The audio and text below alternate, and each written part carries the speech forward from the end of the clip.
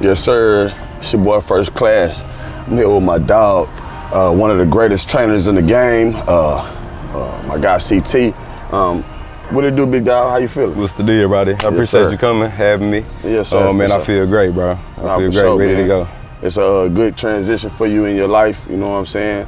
But let's get into it a little bit. I know your drive, everything that you, what we're getting into is the personal training game. How did you develop that? How did you develop your drive and your ability in wanting to help others? Well, my drive, first off, I think just I always had a competitive nature about myself. Was always in a situation where I was trying to be better than somebody or trying to achieve some type of W in some type of sport or some type of, subject, whatever the case may be. I was just trying to win. And as far as my ability to help, other people and teach other people, just, my career has been built upon helping others, whether it be sports performance, general fitness, teaching, coaching. Like I've always been in a position where I try to give my knowledge to other people, and this is something I enjoy, is seeing people progress and get better at different things. Nah, for sure, and that's one of the things that I admire about you, bro, because at the end of the day, it's a blessing to see it, a blessing to see that you can have a dream to do something and go out there and put it out there in fruition and make it happen. Appreciate that, bro. Yeah, for sure, but your personal training style is one of those styles that it gets a lot of attention because you one of those guys, you one of the ones. How did that come about? Just being so creative with the workouts and things of that nature. Man, so I kind of laugh. It's kind of funny, and I guess it's kind of weird at the same time. Like, I grew up an only child, so I had a lot of time to sit in my atmosphere, sit in my room, and just think by myself. Right. And I think that kind of between my thinking and my artistic interests, it kind of shaped me to be a creative person in a sense. No, that makes sense. So I just think of different ways to make training fun for other people, make it different, and just intense. Yeah, intense. Yeah. Because the intensity is definitely there. The creativity is definitely there. It's wild because a lot of people can look at your stuff and be like, man, I can't do that. But your technique, your style, the way you go about personal training, you instill that confidence in them.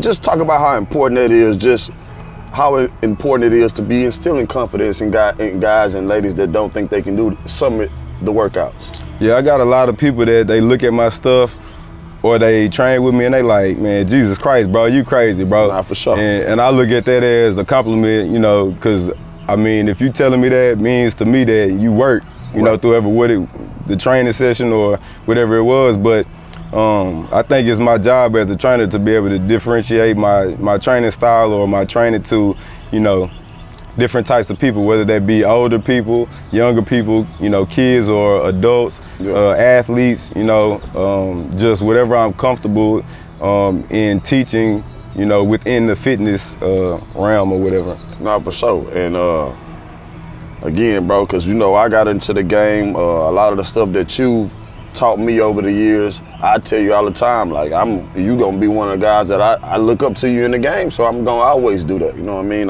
You never know what you don't know. You know what I mean? So I appreciate you putting me under your wing and teaching me a few things. You know what I'm saying? We always gonna get down. Yeah, man. But what we're really out here to talk about is just because your availability was a little vague because you were teaching all day. So got some great news, my guy. Availability about to open up a lot more now. He's stepping in out on faith and going with you going full time with the personal trainer now. Yes, sir. Yes, sir. Okay. All right. Let's get into that, man. For one, let's shout out to my guy. Being a teacher is a great honor. Shout out to you for doing that thing. What's making you do the transition? For one, I say really, I've been a full-time trainer, what I'm saying, the hours that I put into it, the time, that I'm training others or myself or trying to teach myself about it, it's a full-time job for me. But I really felt comfortable the last 3 years, the last 3 summers where I was really able to spend that time to really have my hours just focused on training, not teaching. But I just wanted to make sure that it made sense to me, you know, and made sense to, you know, my responsibilities.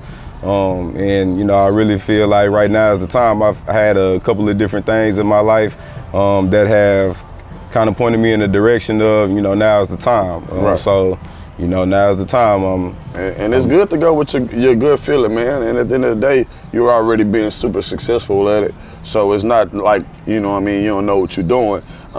So with that being said, you're going to be in the gym every day trying to make me do that crazy shit all the time. Bro, I mean, you know how we get down, dog. It's summertime. We outside, you know. I used to gotta get CTA at work. I'm good for the day. At least. I swear to God, bro. There was a couple of days I probably burnt like 2,000 calories, dog. But that's crazy. That's crazy. It's crazy that you can get into your bag and stay in it like that. And then again, you got people that you motivating and bringing it along with you on this journey. So.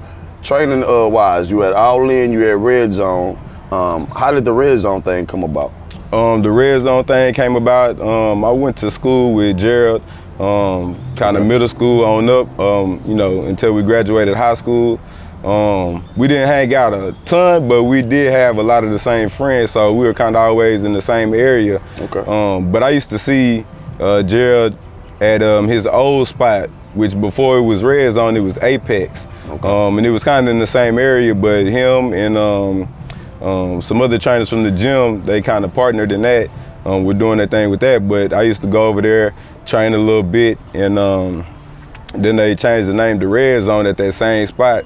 They expanded it a little bit, bought a little bit more of the building, and now it's in a new building.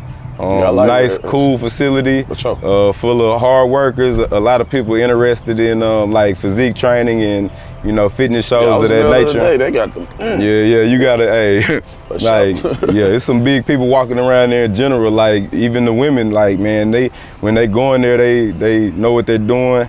You know, they're going in there with a purpose and to really people that are interested in bodybuilding. Yeah. Look like they're in a competition and things of that nature. But yeah, so I'll be there. You get into that? You get into the bodybuilder? Man, so Gerald says he, you know, because I got broad shoulders, he thinks I should do it. I'll be, you know, successful in it. But I'm not in love with it, bro. Like, I feel like if I'm gonna get into it, you know, you gotta be in love with it. But, you know, my competitive nature is like, damn, bro, just do it one time and try to win, and then, you know, that's it. You know what I'm saying? Sure. But like I said, like, I don't want to disrespect the sport, so it's tough for me to just want to step in there and, you know, do what they're doing. That's a whole nother beast. Again, super proud of you for doing that. So just get into the whole full-time training, you know what I mean? So your schedule is open from 4 a.m. to... Yeah, bro, so I have availability from 4 a.m. all the way to 7 p.m., sometimes 8, just depending on the client and where we worked out. But long hours, man. Availability meaning, like, I'm not gonna be at the gym from 4 a.m. to 7 p.m., but, you know, if we have time, you know, allotted for a training session, then for sure I'll be there. You know, I'll be available at those times. Yeah. Just trying to, you know, keep some of it open for business. But yeah, bro. So I'll be at Red Zone Monday, Wednesday, and Friday from 4 a.m. to 7 p.m., alternating Saturdays and Sundays, and then I'll be at All In Tuesdays and Thursdays, alternating Saturdays and Sundays, same time, 4 a.m. to 7 p.m., 8 p.m. Nah, for sure, man. This is something that you would really want to, I almost feel like for the last couple of years, we've been pushing fitness, we've been pushing getting better, just the whole mindsets and everything, you know what I'm saying? So at the end of the day, it's just crazy to know that this is a journey that really doesn't ever have to stop. You always gotta be healthy, bro. You gotta be healthy to live. You know what I'm saying? You're gonna live longer, and that's some of the things that I feel like you learn a little later on in your fitness journey. Even though, you know what I'm saying, everybody kind of works out and tries to stay in shape for the most part, but you never know what you don't know again. So that's why it's kind of cool to get around like-minded minds, and so you can make these dreams and stuff kind of come into fruition. Because again, like, if you bring me onto the scene at All In, definitely helped me, push me to greater heights. So that's why I say, like, when you seeing guys make moves, man, it's time to applaud that, you know what I'm saying, and just be happy for people instead of, I would say, the other way around, which is usually hate, you know what I mean? How you maneuver in that game where you know you one of the top trainers in the game and you hear stuff, you know what I'm saying? I don't never see it bother you. But at the end of the day, how do you keep that level mind and things like that?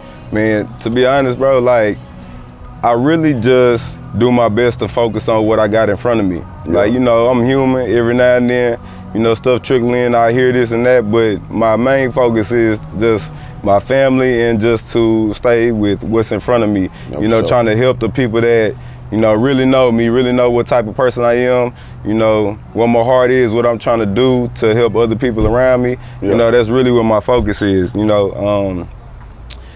I got a lot of people that depend on my expertise and depend on my energy, you know, for me to help them get to where they're trying to be. And, For sure. you know, I be doing them a disservice if I, you know, let outside noise, the chatter, you know, get the best of me to where I can't have the best energy for the people that's right there with me. So, you know, sure. that's how I, you know, maneuver those situations. And it's like, again, it's some of the stuff that is gonna happen. You know what I mean? We in a game where a lot of it's jealousy here. It's or I can teach you better than that person. Like, Right. You know what I mean? And these are things that I try to stay away from. You know what I mean? But again, we learning it from different situations. You know what I'm saying? So your just your workout style. Again, we can name it intense. We ain't gonna call it crazy, but we can name it intense. It's a fun way to stay in shape, but it's a challenge.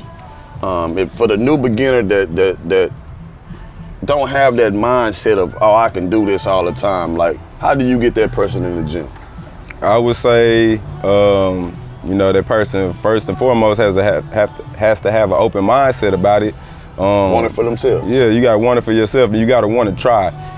If you step in and you try, you know, I feel like when I get a person in the gym one time, like, they're gonna want to retain that training. You know, from what I'm trying to teach them. You know, again, my energy, the way I'm explaining it to them. I got a real knack for getting on people's nerves by, you know, making them think for themselves in a sense. Like, I want to make people, but I want people to critically think about things. You know what I'm saying? Like, all of us got to be problem solvers. So at what point are you going to try to figure this out for yourself? Right. Yeah, I can give you the answer, but you're not going to learn as good that way. You know what I'm saying? I want you to kind of try to figure it out for yourself. And then once you do, you know, I can say, hey, great job. Like, that's what I want to get you to do. Right. You know what I'm saying? So most beginners always, I want to say, if they don't know how quick it is to make going to the gym like a real life everyday thing. You know what I'm saying? Like, you just have to start. I would say the hardest thing about doing the gym is getting inside the walls. You know what I'm saying? Once you get inside the walls, especially if you got a personal trainer, the hard work is already done. Bro, somebody gonna tell you what to do. I say this, like, being in the gym, like, there's two different things you can do in the gym. You can work out in the gym or you can train in the gym. Like, when you go to the gym, you just trying to get a workout in, blah, blah, blah. I'm gonna spend an hour, or I'm just trying to lose fat, you know, is your goal. Then you go work out for a set, you know, period of time, and then once it's done, you done. Yep. But when you train, like you said earlier, like, it's constant. It's constant. Like, you got to constantly be trying to think of ways to improve your body, improve your health. How do they tie in together? You know what I mean? Because you can't just train yourself and expect yourself to be at maximum performance when you're not feeding your body the right fuel. You know what I mean? And let's get into that. Let's get into that, because I know you always try to eat healthy. We all got our bad days. You know what I'm saying? For sure. But if you pushing something that's good for your clients, what is something that you're gonna push to all your clients, knowing that whether it's gaining weight or losing weight? I would say turmeric and ginger are two good little, you know, ingredients to use in your stuff. Like, they have a little bit of bitter taste at different points, but, you know, they help with inflammation and, you know, other things that are always good to, you know, have aid in. That's the stuff I struggle with. You know what I'm saying? I want to gain a little bit more knowledge on just some stuff that makes me feel like, all right, yeah, I'm doing it in the gym and outside the gym. You know what I'm saying? Because, again, it's easier for me to slip, which I'm getting better at. But, again, my dog is getting out here and, again, stepping out on faith, and the availability is going to be open a lot more. Summer coming up, so you was already going to do that. Yeah. So next year you telling me it's no more teaching, we just gonna straight training. It's no more teaching, bro. It's straight training, bro. It's a bittersweet feeling. Yeah. I've been teaching. This was my 10th year, so Man. you know to even think about 10 years. Boy, 10 like, years in the game. I'm not that old, but you know what I'm saying. Like 10 years, bro. Yeah. You know what I'm saying. 10 but years yeah, doing so, anything is a long time. yeah, that's a long time, bro. So it's bittersweet, but you got like so much. I feel it's time, bro. But I feel like again, you got so much game to give this side of your life. You know what I'm saying? It's just like you did that part, you held it down. Now it's time to go be great somewhere else, which is destined for you, bro. This is the best trainer in Houston, man. Coming from me. You know what I'm saying? Appreciate it, bro. My dog CT. Be blessed on your journey, bro. It's up for you. It's your boy Firstklass. My dog CT. We out this piece, bitch. Yeah, sure. Yes, sir. We ain't drink our coffee. Lie. We're supposed to be acting bougie, bro. La La Land got to give us the endorsement for this right here. Yeah, La La Land. Hey, there we go.